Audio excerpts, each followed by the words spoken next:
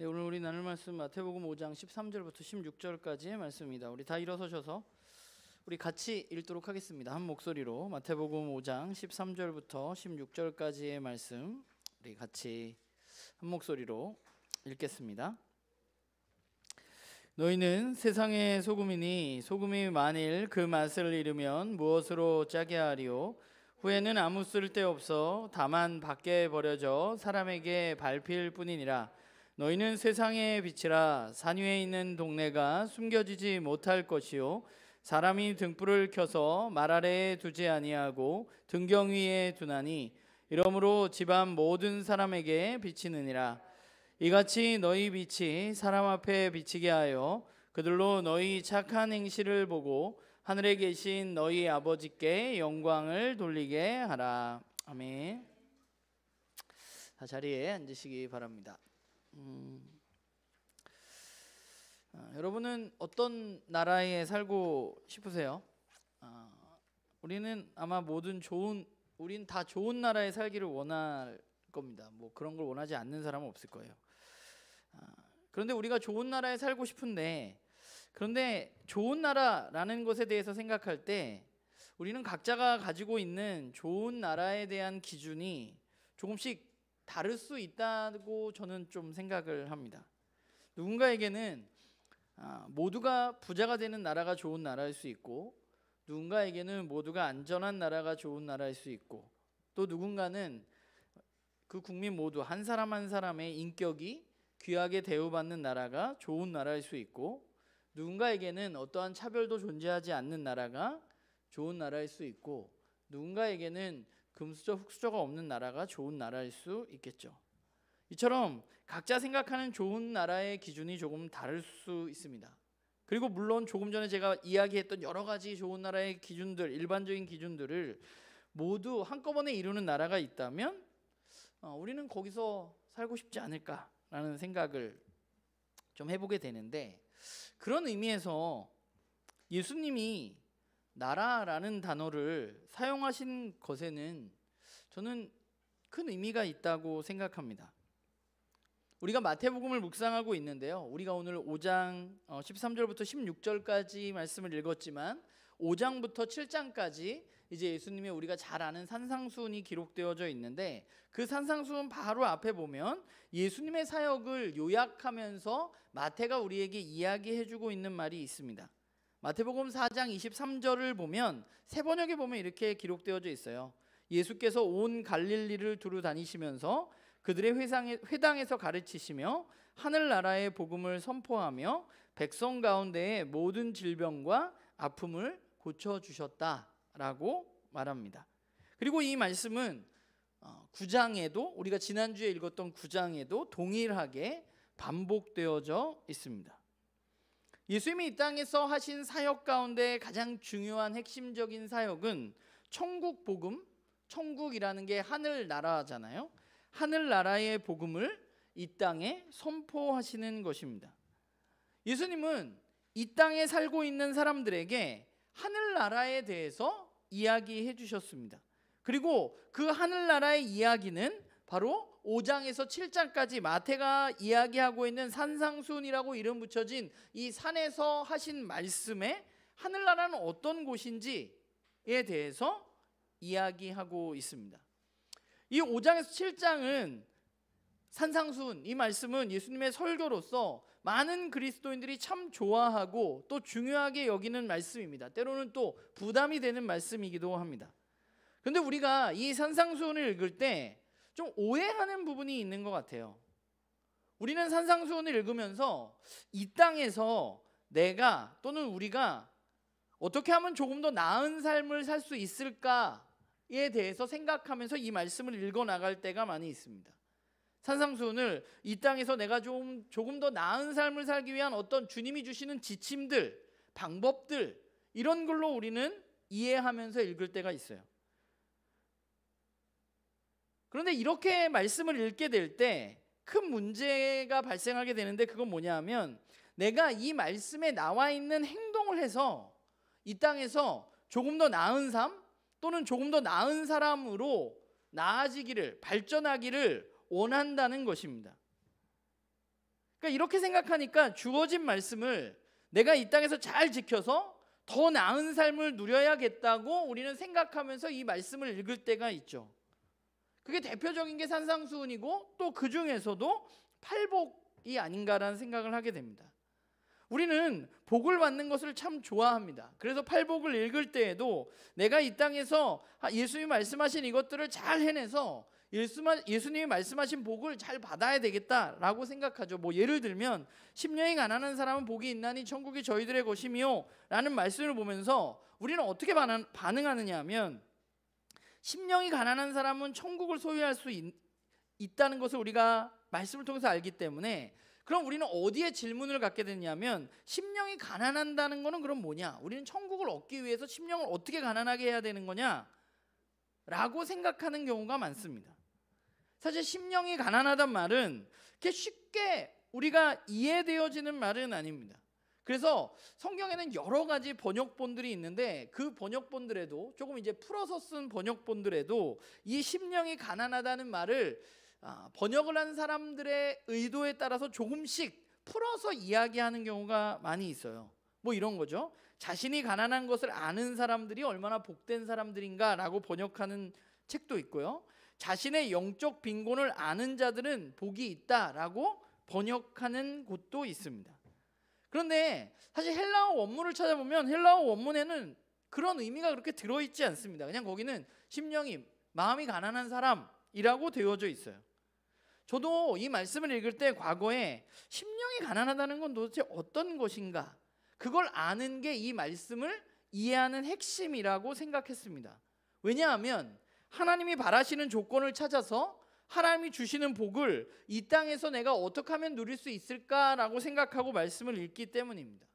그런데 산상수훈의 말씀의 핵심은 내가 이렇게 해서 이런 복을 받겠다라는 것이 아니라 산상수훈의 말씀은 하나님의 다스림 또 하나님의 의가 세상 속에 우리 가운데 인간으로 찾아오신 예수님을 믿는 사람들을 그 믿음을 통해서 모든 사람들에게 값없이 주어진다는 사실을 이야기하고 있는 것입니다. 그러니까 이 말씀은 우리가 이 땅에서 이 말씀을 잘 지켜서 조금 더 나은 삶을 누리기를 원하는 종류의 말씀이 아니라, 그래서 내가 마음이 가난해지기 위해서 애쓰고 슬퍼하기 위해서 애쓰고 그래야 내가 천국에 들어가고 내가 그래야 하나님의 위로를 받고 이런 내용이라기보다는 산상수훈은 우리에게 우리가 사는 이 땅에서의 삶이 아닌 예수님 뭘 전파하셨다고요? 천국 복음. 천국 복음 뭐예요? 하늘나라의 기쁜 소식 아닙니까? 예수님 우리에게 하신 말씀은 우리가 이 땅에서 뭘 어떻게 해가지고 더 많은 복을 누리는 이런 거가 아니라 예수님은 하늘나라는 이런 곳이라고 우리에게 그 하늘나라의 소식을 알려주신 것이죠. 하늘나라의 복된 소식에 대해서 예수님은 당시의 사람들에게 또 우리들에게 이야기하고 계시는 것입니다. 그러니까 주님이 복 있다고 하시는 것은 그 말씀을 듣는 사람들이 어떤 조건을 갖추어 있어서가 아니라 정확히 보면 말할 수 없는 어떤 비참한 상태 속에서 살아가는 사람들, 그런 사람들임에도 불구하고 하늘나라가 그들 가운데 예수 그리스도를 통해서 시작되었다는 것을 주님은 말씀하고 계신 것이죠. 그러면 예수님이 선포하신 하늘나라는 어떤 나라인가? 여기에 언급된 사람들을 팔복의 말씀을 살펴보면 사실 당시의 생계나 신분에 의해서 차별을 받고 소외되었던 사람들이 대부분입니다. 절대로 당시에 하나님의 복을 받을 수 없다고 낙인 찍혔던 사람들, 그 사람들이 이 말씀 속에 들어있는 것이죠. 그러니까 우리도 조금 이걸 오늘 우리의 입장에서 풀어서 생각해 보면 이런 거죠. 마음이 굉장히 유순하고 착해서 사람들에게 이용당하는, 허구한 날 차이고 이용당하는 사람, 내 것을 잘 챙기지도 못하면서 다른 사람 거부터 챙기는 사람, 다른 사람의 힘듦은 그냥 넘어가지 못하면서 내 힘듦은 그냥 넘기는 사람, 어떤 욕심은 없는데 순수한 마음으로 환경이나 외국인 노동자나 인권 문제나 이런 것들에 관심을 가지고 그 일에 자신의 삶을 드리는 사람, 이런 사람들을 오늘 우리는 바라보면서 우리도 비슷하게 반응하는 것 같아요. 제가 아직 세상을 잘 모르네, 또는 철이 좀 덜 들었다, 무능하다, 이런 말들로 우리는 그 사람, 조금 전에 제가 이야기했던 사람을 평가할 수 있을 겁니다. 그런데 예수님이 선포하신 그 하늘나라는 이 땅에서 우리가 더 좋은 것을 누리기보다는 오히려 이 땅과는 전혀 다른, 심지어 이 땅에서 일반적으로 생각하는 이 땅의 나라에 저항하는 모습을 보여주는 것이 바로 하늘나라의 모습인 것이죠. 우리가 지금까지 한 번도 상상해 보지 않았던 의외의 나라가 바로 하나님입니다. 우리가 제일 처음에 좋은 나라는 어떤 나라일까? 난 어떤 나라에서 살고 싶은가 생각해 보다면 우리의 생각보다 훨씬 더 큰, 우리의 생각보다 훨씬 더 앞서가 있는 나라가 저는 예수님이 선포하신 하늘나라라고 생각합니다. 우리는 여전히 내가 어떻게 하면 더 나은 삶을 살까? 우리가 어떻게 더 나은 삶을 살까? 라고 생각하고 있지만 주님은 오늘 말씀 가운데 마태복음 5장의 산상수훈 가운데 여기에 나와 있는 여러 가지 아픔과 어려움의 사람들, 그 사람들에게도 하늘나라의 백성이라고 말씀해 주고 계신 것이죠. 저는 그렇기 때문에 저와 여러분에게 우리가 하나님 나라, 하늘나라, 천국을 생각할 때 좀 우리가 상상이 필요하다는 생각을 하게 돼요. 우리가 그냥 하나님 나라, 하늘나라, 금은보화가 막 있고 이런 상상이 아니라 우리가 지금까지 이 땅에서 경험해 보지 못했던, 그래서 우리가 이해하지 못하는 그런 나라, 그러나 예수님의 말씀을 근거로 해서 상상하면서 생각할 수 있는 나라의 모습을 우리는 생각하고 상상해야만 합니다. 사실 그렇기 때문에 그 나라의 백성으로 살아가는 것은 지난주에도 얘기했지만 모험일 수밖에 없다는 생각을 하게 돼요. 왜냐하면 땅의 나라에서 하늘나라의 백성으로 살아가면 당연히 어려움을 당하게 되겠죠. 뭐 예를 들어 이런 거잖아요. 지금 대한민국에서 사는데 저만 대한민국에서 말하는 것이 아니라 어떤 우리 공동체만, 저 혼자서는 안 되니까 우리 공동체만 다른 법을 가지고 살아가는 거예요. 훨씬 더 도덕적인 수위를 높이 가지고. 그렇다면 다른 사람들이 우리를 보기에 쟤네들은 도대체 왜 저러는 걸까? 라고 생각할 수 있겠죠.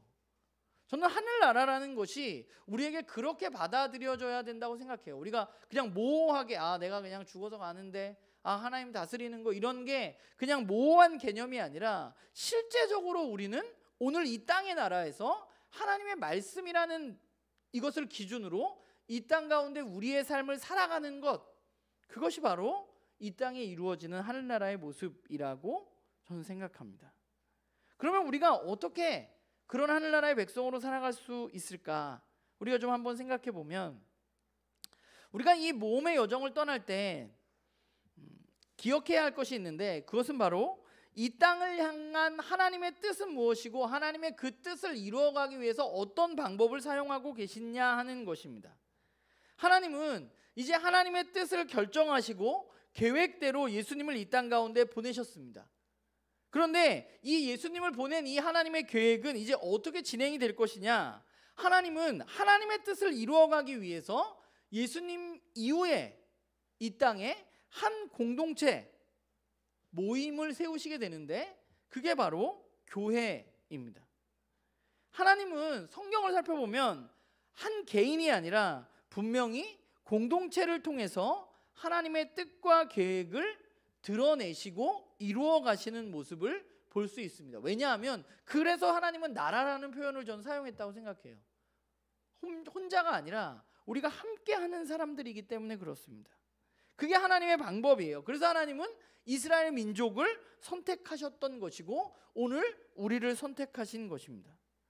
그래서 성경을 읽다 보면 사실 성경에는 교회에 대한 이야기로 굉장히 가득합니다. 제가 뭐 여러 번 얘기했지만 우리나라 사람들은 나와 우리와의 관계가 굉장히 모호한 단어를 쓰잖아요.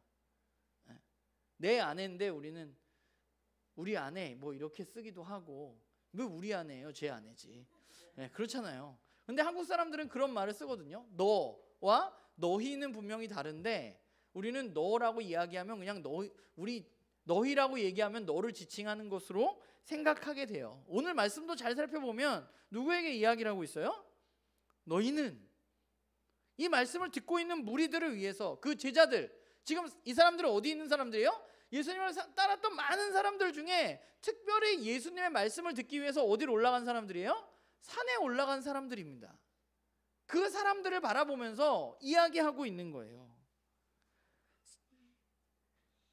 그 사람들에게 예수님은 어떤 이야기를 하고 있느냐? 하늘나라는 이런 거야 라고 지금 이야기를 하고 있는 거예요. 왜냐하면 그 사람들을 통해서 하나님의 뜻이 이제 이루어가야만 되기 때문이에요. 그러면 하나님은 교회를 통해서, 공동체를 통해서 일하신다고 제가 조금 전에 이야기했는데, 하나님이 세우시는 공동체는 어떤 공동체인가 생각해 보면, 여러분, 우리가 살아가는 세상에는 진짜 많은 모임이 있잖아요. 여러분도 교회 말고 뭐 몇몇 모임에 속해 있을 수 있죠. 내가 좋아하는 것들을 함께하는 사람들의 모임일 수도 있고, 그게 직장일 수도 있고, 또는 뭐 학교일 수도 있고, 우리는 여러 가지 공동체의 여러 가지 모습으로 속해 있습니다. 근데 제가 말씀을 준비하면서 이번 주에 생각한 것 중에 가장 큰 것은, 세상에는 수많은 공동체가 있는데 그 수많은 공동체 중에 유일하게 진리라는 토대 위에 세워진 공동체가 저는 교회라고 믿습니다. 세상에는 여러 가지 모임이 있어요. 여러분들도 나가는 모임이 있어요. 동창회도 있고 친구도 있고 동아리도 있고 뭐 여러 가지 모임이 있습니다. 그러나 그 어떤 공동체도 진리 위에 세워진 공동체는 없습니다. 내가 그냥 학교에 다녀서 그 친구들하고 친구가 되었기 때문에 거기 나가는 거지, 학연 때문에. 내가 좋아하는 어떤 것을 좋아하는 사람들끼리 더 즐겁게 하기 위해서 그 모임에 나가는 거지. 회사라는 공동체 뭐예요? 내가 먹고 살기 위해서, 돈을 벌기 위해서, 어떤 회사라는 것은 어떤 특정 이익을 위해서 만들어진 데 내가 속해 있는 거지. 어떤 공동체도 진리라는 것을 근거로 해서 세워진 공동체는 이 세상에 교회밖에 없는 것이죠. 일반적인 사람들은 내가 하고 싶은 것을 더 잘하기 위해서 모입니다. 내가 더 즐겁게 되기 위해서, 내가 더 행복하게 하기 위해서 모입니다. 그런데 교회는 내가 더 행복하기 위해서 모이는 게 아니라 우리의 모임의 중심에는 진리라는 것이 있고, 그 진리는 무엇인가 하면 마태복음 16장에 베드로가 말했듯이 주는 그리스도시요 살아계신 하나님의 아들이십니다. 그 고백 위에 주는 정말 메시아이시고, 주님은 정말 하나님의 아들이시고, 그분이 진리이시고 그분이 구원자 되신다는 그 믿음의 고백 위에, 그 진리 위에 교회는 세워지는 것이죠. 우리가 살아가는 세상에는 어떤 일이 일어났어요? 하나님 만드신 세상 가운데 죄라는 것이 들어와서 죄로 인해서 이 세상은 깨어져 있습니다. 주인이신 하나님을 배반하고 자기 멋대로 살아가는 세상입니다. 나를 위해서 모이고, 나를 위해서 어떤 모임을 하고, 우리를 위해서 모이고, 우리를 위해서 어떤 모임을 하는 것이 우리들의 일반적인 살아가는 사람들의 모습, 또 세상의 모습입니다.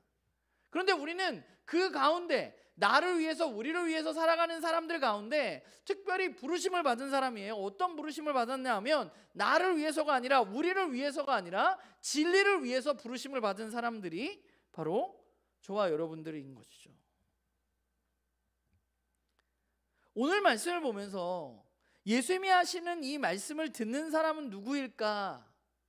누가 예수님을 따라서 산까지 올라갔을까? 생각해 본다면, 예수님의 말씀을 듣기 위해 산에 올라간 사람들은 이 세상을 쥐락펴락하는 그런 세력은 분명히 아니었을 겁니다. 예수님을 따르던 무리들은 소위 비주류의 사람이었을 수도 있고, 그저 평범한 사람들이 훨씬 많았을 거예요. 사회적인 약자도 있을 거고요, 힘든 사람들도 있을 거예요. 건강치 못해서 소외받은 사람들도 있을 거고, 직업 때문에 소외받는 사람들도 있을 거고, 여러 가지 이유로 삶에 쩌들어서 진리를 찾아서 갈급함을 가지고 산까지 올라간 그 사람들이 예수님을 따라서 그 말씀을 듣고 있는 것입니다. 그들에게 예수님이 하신 말씀 뭐예요? 그들이 지금까지 세상에서 어떤 대접을 받았는지는 모르지만 이제 주님을 따르고 이 말씀을 듣는 사람에게 그들이 어떤 사람인지 예수님은 알려주고 계신 것이죠. 그들이 예수님을 구주로 고백하고 예수님을 메시아로 고백하고 하나님의 아들로 고백하고 그 예수님을 따르기 시작했다면 이제 그들은 어떤 사람들이냐? 세상에서는 아무것도 아니고 그냥 평범한 사람들이지만 예수님 뭐라고 말씀하시는 거예요? 이 깨어진 세상에 꼭 필요한 소금이고 빛이라고 말씀하고 계신 것입니다. 이제 너희들은 세상의 비주류가 아니라 세상을 빛나게 할 빛이고 세상을 아름답게 할 소금이라고 말씀하고 계신 것이죠. 우리는 이 말씀을 좋아하고 많이 들었죠. 우리가 세상의 빛과 소금. 그런데 우리가 오해하고 있는 부분이 좀 있는데 이 말씀을 우리가 뭐 노력해서 빛과 소금이 되라고 예수님이 이야기하신 게 아니에요. 우리는 빛과 소금이 되어야 하는 사람들이 아니라 우리가 예수님을 믿고 따르기로 결정했다면, 산에 올라와 있다면 우리는 이미 빛과 소금이라고, 너희는 빛과 소금이 되라가 아니라 이미 너희는 이 세상의 빛과 소금이라고 주님은 우리에게 말씀하고 계신 것이죠. 그게 저와 여러분의 정체성입니다. 왜냐하면 우리는 진리를 따라서 그 위에 올라왔기 때문이에요. 그런데 우리가 그 정체성을 가지고 이 땅 가운데 살아갈 때 유의해야 될 게 있어요. 그게 뭐냐면 이 정체성을 잃지 않도록 정체성의 핵심을 잊어버려서는 안 됩니다. 우리가 소금이라면 소금은 뭐예요? 짠맛을 내야 합니다. 우리가 짠맛을 내지 못한다면 우리는 이 세상에 필요 없는 사람들이라고 예수님 말씀하세요. 우리가 소금으로 부름을 받았다면 우리는 소금답게 살아가야만 합니다.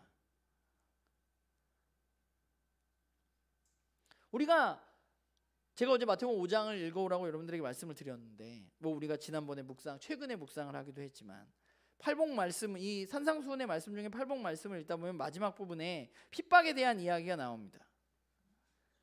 예수님이 너희는 이런 사람들이야, 하늘나라는 이런 거야 라고 하늘나라의 백성의 모습을 알려주셨는데, 그런데 문제는 뭐냐면 그러한 삶을 살아갈 때, 예수님을 따라 살아갈 때 어떤 일이 일어나느냐 하면 박수받고 존경받는 사람이 아니라 세상의 핍박을 자초할 수밖에 없는 삶이라고 주님은 말씀하고 있어요. 너희가 나를 위해서 핍박받는 사람이라고 주님이 이야기하시잖아요. 물론 11절의 말씀은 그 핍박을 기뻐하라고 말씀하십니다. 그런데 그게 그렇게 우리에게 간단한 일이 아니잖아요.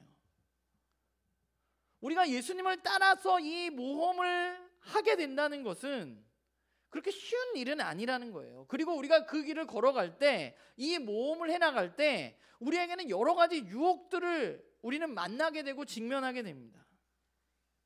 하늘나라 백성으로서의 맛을 포기할 만한 유혹들이 우리 주변에 너무 많아요.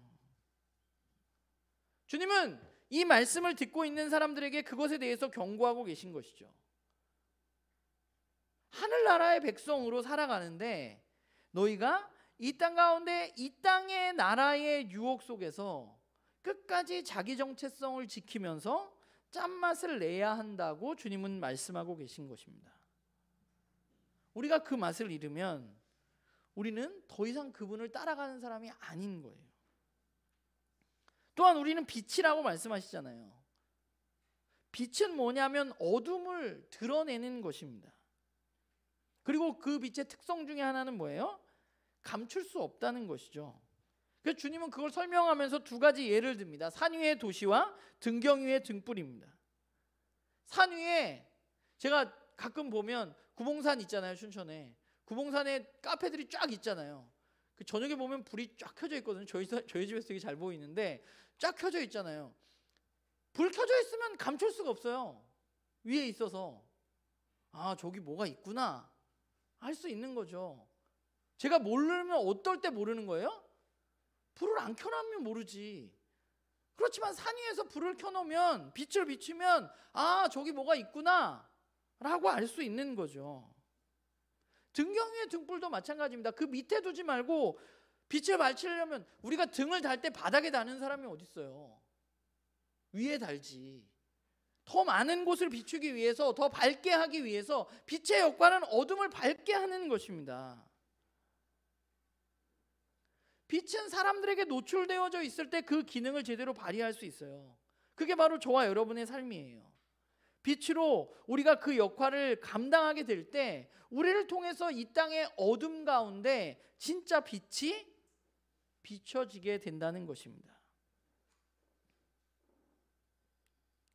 저는 나눔교회 식구들이 정말 이 땅 가운데 우리가 빛과 소금이라는 사실을 우리가 잊지 않고 우리가 그것들을 이 땅 가운데 잘 드러내는 공동체로 우리가 계속해서 자라갔으면 좋겠습니다. 그럼 우리는 이제 그것을 어떻게 드러낼 것인가? 유대인들이나 바리새인들은 그것을 어떻게 드러냈어요? 내가 하나님의 의를 행한다를 어떻게 드러냈어요? 율법을 잘 지키면서 드러냈습니다. 율법을 잘 지키면 소금과 빛의 역할을 잘 할 수 있다고 했습니다. 그러나 예수님은 옛 이스라엘 종교적인 형식의 의가 아니라 그걸로는 안 된다고 말씀하셨어요. 그러면서 오늘 말씀에 뭐라고 말하냐 하면 선한 행실을 우리가 함으로 말미암아서 라고 말합니다. 착한 행실, 여기서 선한 행실을 함으로 우리가 드러날 수 있는데, 우리는 선한 행실이라는 것은 뭐냐? 도덕적으로 착하게 사는 모습.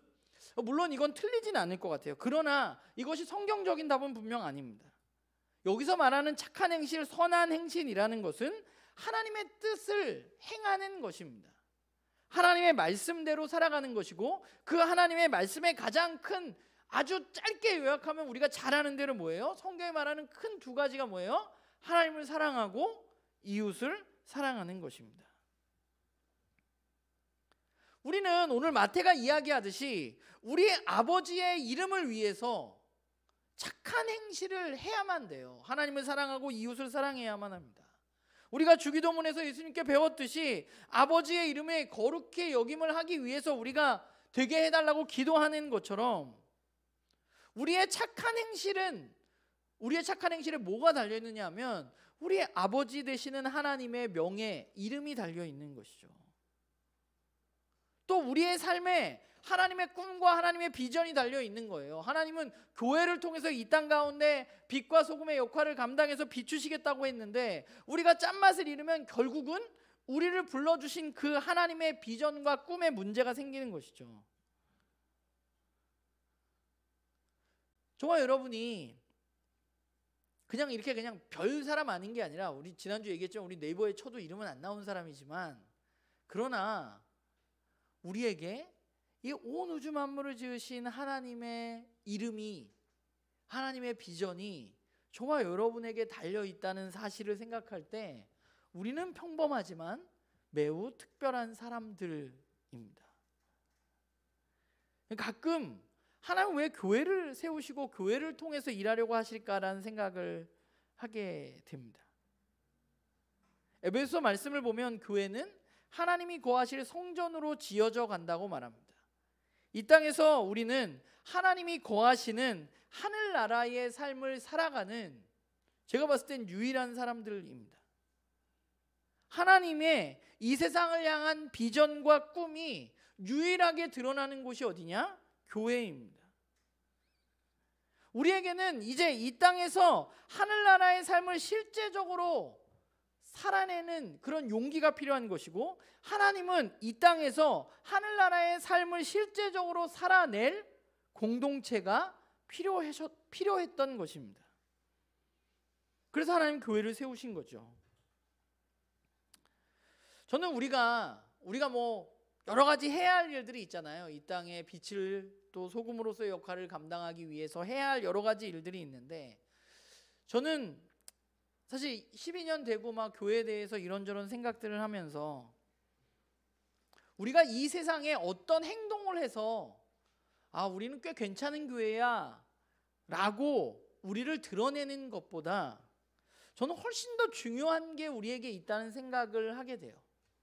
그게 뭐냐 하면 우리가 지금까지 잘 세워가고 있지만 우리는 이 땅에서 하나님이 말씀하시는 그 교회를 진짜로 세우는 것입니다.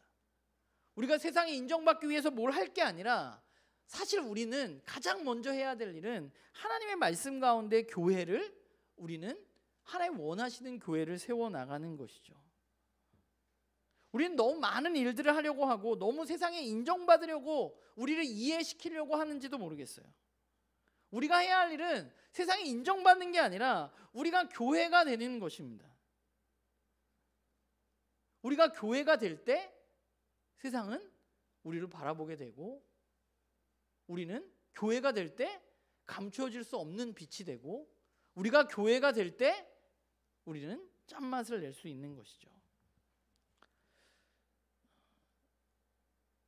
이 여정을 위해서 12년 동안 우리는 달려왔고, 또 나눔교회 성도님들이 그 일에 함께 동참해 주셔서 너무 감사합니다. 교회를 세우기 위해서 내 삶을 드리고 내 시간과 에너지와 돈을 들여서 하나님 원하시는 교회를 세우기 위해서 애쓰는 그런 여러분들, 이 모험의 여정을 함께 가고 있는 여러분들에 있어서 너무나 감사하고 또 고맙고 개인적으로 굉장히 감격스럽습니다. 제가 지난주에 하나복에 가서 저희 교회 얘기를 하면서 생각했어요.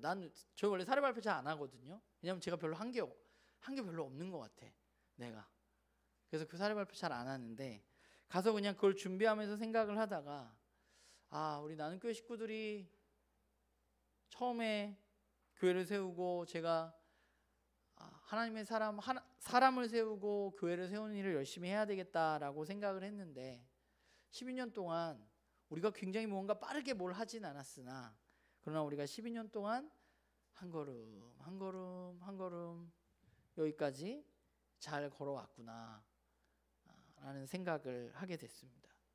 우리가 여전히 우리는 굉장히 교회 중심이기는 하지만, 그러나 될 수 있으면 찾는 이 중심이 돼보려고 애쓰고 있고, 또 그냥 자신의 이익을 위해서 모이는 사람들의 모임 가운데 우리는 그래도 내 이익만 아니라 다른 사람을 돌보고 내 이야기를 안전하게 할 수 있는 진실한 공동체를 세우려고 애쓰고 있고, 또 우리는 교회에서만 꽤 괜찮은 사람이 아니라 내 가정에서, 내 직장에서, 내 삶의 자리에서도 균형 있게 꽤 괜찮은 그리스도인이 되려고 애쓰고 조금씩 자라가고 있구나.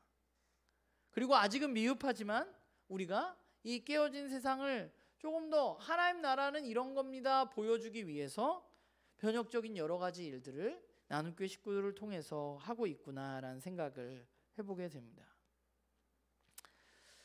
이 여정은 우리가 12년에서 끝나는 게 아니라 계속 갈 거잖아요. 주님 오시는 그날까지. 우리가 이 모험의 길을 가기 위해서 저와 여러분에게 꼭 필요한 게 하나 있는데, 그게 뭐냐 하면 저와 여러분이, 저는 같은 꿈을 꾸는 거라고 생각합니다. 그게 우리의 꿈이 아니라, 제 꿈이 아니라, 제가 원하는 교회가 아니라 저와 우리 나눔교회 식구들 모두가 하나님이 이 땅 가운데서 원하는 꿈이 무엇인지, 하나님이 원하는 교회는 어떤 교회인지 우리는 그 꿈을 꾸고 그 꿈을 가지고 함께 또 앞으로 몇 년이 될지는 모르지만 주님 오시는 그날까지 한 걸음 한 걸음 걸어가는 것, 그것이 우리가 이 땅 가운데 교회로 해야 할 일이 아닌가 하는 생각을 해봅니다. 어쨌건 2월만 되면 제가 여러 가지 생각도 많고 마음도 복잡하고 저를 좀 다그치기도 하고, 내가 도대체 뭘 했나, 잘하고 있는 건가, 굉장히 여러 가지 생각이 제 머릿속에 굉장히 복잡하게 드는 시기인데, 그때마다 늘 결론은 늘 여러분들이 있어서 너무 좋고 여러분들이 있어서 너무 감사하다, 같은 꿈 꾸는 사람들이 있어서 외롭지 않다는 것입니다. 바라기는 오늘 좀 두서없게 제가 이런저런 이야기를 했지만 우리가 이 땅의 교회로서 이미 그 모험을 시작한 사람으로서 주님 오시는 그날까지 우리가 그 무엇보다 주님이 원하시는 그 교회를 세워나가는, 자라나가는 그런 우리 모두가 되기를